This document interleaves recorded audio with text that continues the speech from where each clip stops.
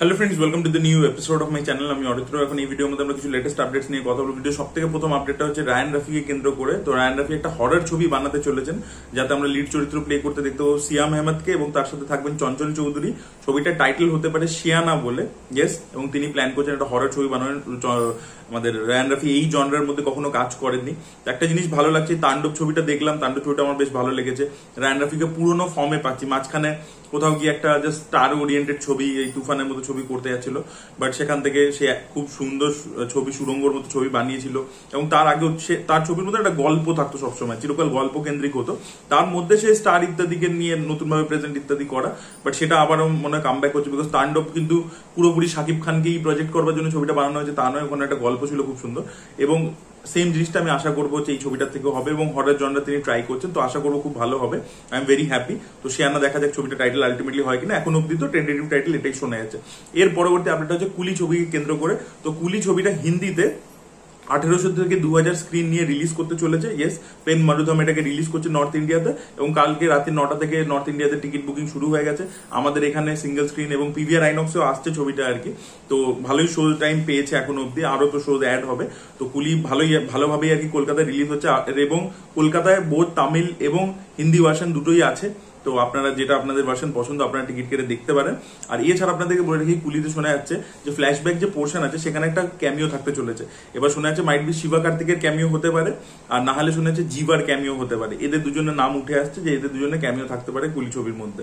আর advance booking এর ব্যাপারে already 50 কোটি টাকার অ্যাডভান্স বুকিং ছাড়িয়ে গেছে, মানে 52 কোটি টাকার। এটা আমি কালকে রিপোর্ট বলছি আপনাদেরকে, 52 কোটি টাকার অ্যাডভান্স বুকিং আর কি ছাড়িয়ে গেছে ছবিটা। তো হিউজ প্রিসেলস হচ্ছে আর কি।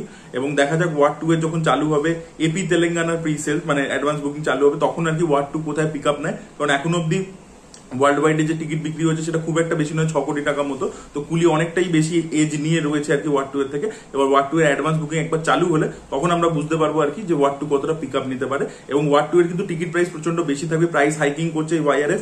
যেরকম পুষ্পা 2 এর টিকিটের প্রাইস প্রচন্ড বেশি রাখা হয়েছিল, সেম ভাবে কিন্তু ওয়ার্ড 2 এর ক্ষেত্রেও তারা টিকিট প্রাইস বেশি রাখতে চলেছে। এরকমই ওয়াইআরএফ এর একটা স্ট্র্যাটেজি রয়েছে। ভিডিও পরবর্তী আপডেটটা হচ্ছে জেমস গানের সুপারম্যান বলে ছবিটাকে কেন্দ্র করে। তো অগস্ট মাসের 26 তারিখে কিন্তু এটা ডিজিটাল রিলিজ হতে চলেছে, মানে ওটিটি প্ল্যাটফর্মে কিন্তু সুপারম্যান চলে আসবে।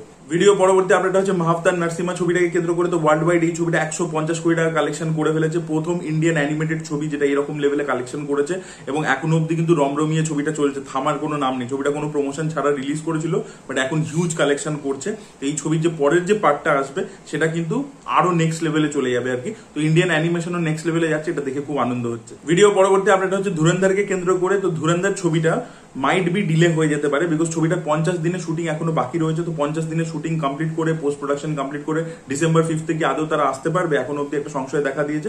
এবার যদি ধুরন্ধর 5 ডিসেম্বরের মধ্যে নিজের কাজ কমপ্লিট না করতে পারে, তাহলে ছবিটা পোস্টপন্ড করে টার্গেট করেছে নেক্সট যে রিলিজ ডেট সেটা হচ্ছে ঈদ। এবার ঈদে অলরেডি কিন্তু অনেক বড় ছবি রয়েছে। তো দেখা যাক 2026-এর ঈদে এটা আসে কিনা, নাকি 2025-এর ডিসেম্বরেই আসে।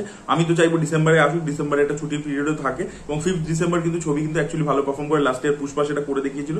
তো আমি তো আশা করবো ডিসেম্বরেই আসুক আর কি, সেটা ভালো হবে আমার। ঈদে মারামারির মধ্যে ঢুকে আমার মনে হয় যাওয়া মানে ভালো নয়। এবং রণবীর সিং এর আমি চাই, আমার টিজারটা এতটাই ভালো লেগেছিল, আমি বারবার দেখে যাই এবং ওই গানটা এতবার শুনে যাই। তো আমি চাই যে রণবীর সিং এর কামব্যাক হোক, এবং সেটা ক্ল্যাশে না এলেই বেটার হয় আর কি। এবং রাজা সাহেব এখন পরিষ্কার হয়ে গেছে যে 9 জানুয়ারি আসছে। তো সেখানে রাজা সাহেবের ক্ল্যাশটাও আর কি কোনো চাপ নেই। তো আর রোমিও বলে যে ছবিটা আসছে, বিশাল বার্তার ছবি, সেটার সাথে আমার মনে হয় খুব একটা কম্পিটিশন ধুরন্ধরের হবে না। ধুরন্ধরই সেখানে লিড নিয়ে থাকবে। শাহিদ কাপুরের থেকে অতটা মানে ডেঞ্জার নেই আর কি রণবীর সিং এর। তো দেখা যাক আর কি ছবিটা কবে আলটিমেটলি আসে।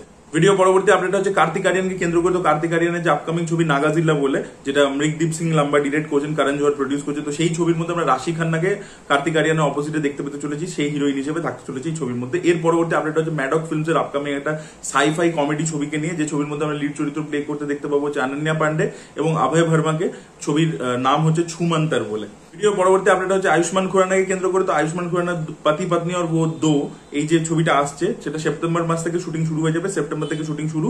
এবং এই ছবির মধ্যে ভামিকা গাব্বি, রাকুল প্রীত সিং এবং তার সাথে সারা আলী খান, এরা তিনজন কিন্তু থাকতে চলেছে এই ছবির মধ্যে।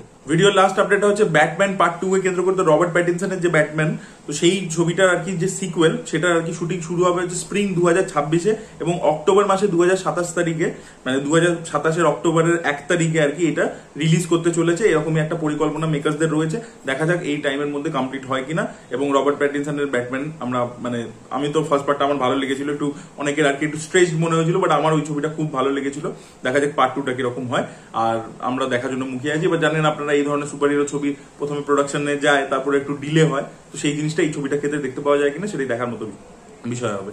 তো this was the update guys. আপনাদের কি বক্তব্য অবশ্যই কমেন্টে জানাবেন। এই ভিডিওটা ভালো লেগে থাকলে লাইক করুন, শেয়ার করুন, চ্যানেলটিকে সাবস্ক্রাইব করতে ভুলবেন না। Bye bye.